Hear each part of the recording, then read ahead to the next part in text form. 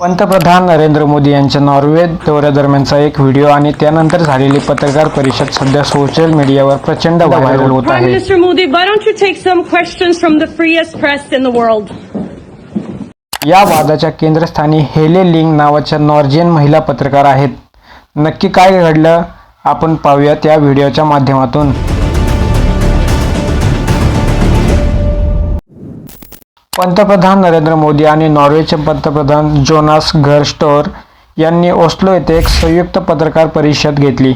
वक्तव्य संपल्यानंतर दोन्ही नेते तिथून बाहेर पडत असताना पत्रकार हेले लिंग यांनी जोरात ओरडून एक प्रश्न विचारला. पण दोन्ही नेते आधीच बाहेर पडण्याच्या मार्गावर असल्याने त्यांनी यावर कोणतीही प्रतिक्रिया दिली नाही. हेले यांनी या घटनेचा व्हिडिओ आपल्या ट्विटर अकाउंटवरती शेअर केला, जो प्रचंड व्हायरल झाला.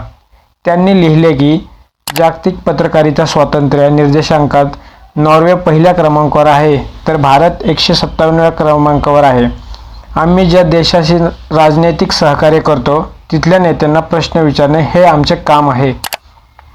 या घटनेनंतर झालेल्या मुख्य परराष्ट्र मंत्रालयाच्या ब्रीफिंगमध्ये हेले लिंग यांनी पुन्हा भारतीय अधिकाऱ्यांना घेरण्याचा प्रयत्न केला. त्यांनी भारतातील मानवाधिकार, लोकशाही आणि पत्रकारितेच्या स्वातंत्र्यावर प्रश्न उपस्थित करत आम्ही भारतावर विश्वास ठेवावा का असा थेट प्रश्न विचारला.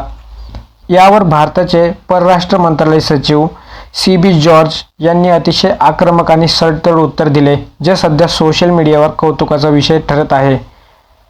भारतात एक मजबूत संविधान आहे, जे नागरिकांच्या मूलभूत अधिकारांची हमी देते. जर कोणाच्या अधिकारांचे उल्लंघन झाले तर त्यांना थेट न्यायालय जाण्याचा अधिकार आहे. भारताची लोकशाही आणि अफाट विस्तार त्यांनी सुनावले की अनेक लोकांना भारताच्या अथांग विस्ताराची कल्पनाच नाही. एकट्या दिल्लीत इंग्रजी, हिंदी आणि इतर भाषांमधील किमान 200 TV चॅनल आहेत.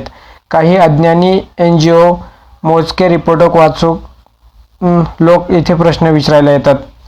त्यांनी हे देखील आठवून दिले की भारताने 1947 मध्ये स्वातंत्र्याच्या पहिल्या दिवसापासूनच महिलांना मतदानाचा अधिकार दिला, तर जगातील अनेक देशांमध्ये हा अधिकार मिळायला अनेक दशके लागली.